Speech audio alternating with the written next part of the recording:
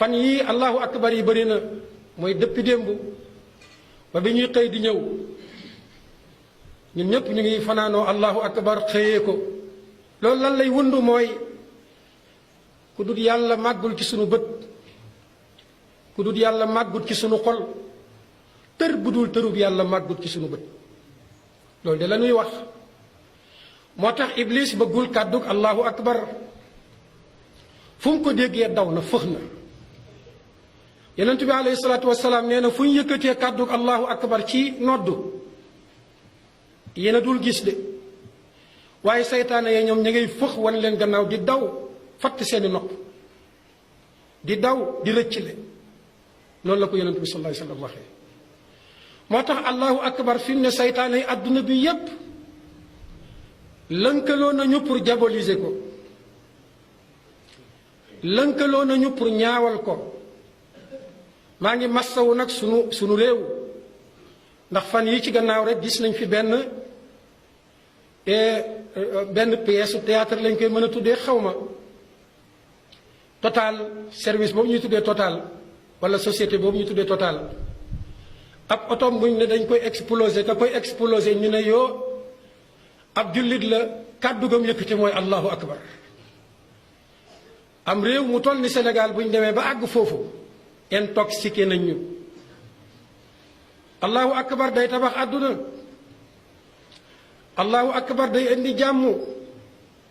allahu akbar day indi dal allahu akbar day indi bennoo saytaan nag mosul bëgg loolu te du ko mos a bëgg moo tax tey ci àdduna bi na ngeen yeewu yéen jullit ñi wax naa ko ci biir weeru koor wi ci benn barab doon wax ne seen mbokki jullit yi ngeen di dégg ñuy ñaawal seeni tur ñi yenu ay bomb di def ay attentat di def ay kamikaze ñu ne jullit ñi la ndax yow jullit bi da nga def loolu doo ko def loo dul def na nga ko jombale sa mbokkum jullit daan nañ wax fii ne yooyu ña koy def duñu ay jullit dañoo dugg ci biir jullit gi mbubboo ko pour yàq diina ji ci biir heureusement fan yii ci gannaaw yàggul dara gannaaw explosion maanaam explosion bi amoon ci Notre-Dame de Paris église boobu yéen a ngi koy fàttaliku yàggul dara ci biir weeru koor wi am na benn révélation bu doy waar bu ci am benn waay boo xam ne moo yoroon wàllu informatique ci société secrète boobu ñuy tuddee Gladio mu ngi ci ron OTAN lay liggéey te OTAN moo yor police Europe daanaka su ma yeboo sax moo yor police suñu réew yi yépp yor seeni gendarmerie néew na nag ku gradé ci biir armée bi wala police bi xam luy Gladio dafa am fooy àgg ci ñoom door koo mën a xam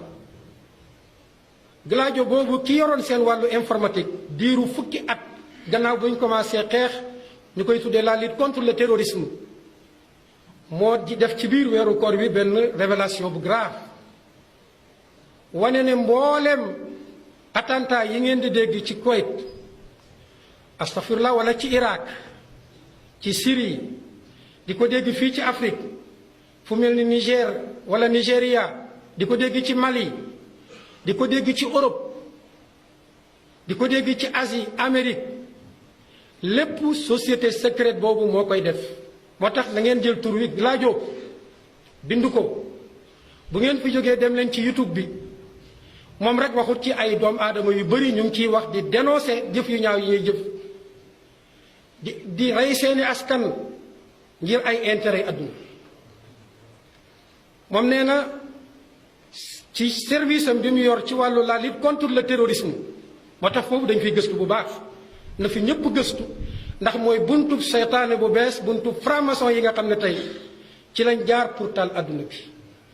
ci lañ jaar pour féewale jullit ñi bref ci gàttal saa yu ñu bëggee benn intérêt cim réew dañ koy def wenn saan juróomi picc danañ ñëw ne ah fii kat Sénégal la murit am na fi doole tijaan bëri na fi mouvement islamique it mu ngi fiy commencé bëri day seet kuréel yooyu yi ko ci gën a jaaxal mu fenqale leen wi tojantey bopp. Gladio oto yi ñuy yor kenn du leen arrêté laissez passer la benn policier ñemewut leen arrêté waxuma la ak gendarme. bu ñuy def attentat bi danañ dem def ko wëlbatikuwaat ñibbi seen kër te kenn du leen arrêté buñ ko defee 1 heure de temps danañ def revendication ne ñun groupe par exemple ñun groupe et mouvement islamique ñoo ko def ci groupe Mouride xam nañ ne ñaar yooyu bu ñu leen fenqali réew mi tàkk bu boobaa dafay ubbi benn bunt ñu mën a dal ci ñii nga xam ne arrangé wuñu leen woon jàpp seeni dirigeant tëj Gladio nag continuer di exploser jàkkay murid yi ci turu mouvement islamique damay joxe rek misaal ñooñu it di gën di am frustration di gën di am haine ci ñi nga xam ne ñooy association islamique yi di gën di dal ci seen kaw ñi la it dañuy riposter loolu mooy indi ay guerre civile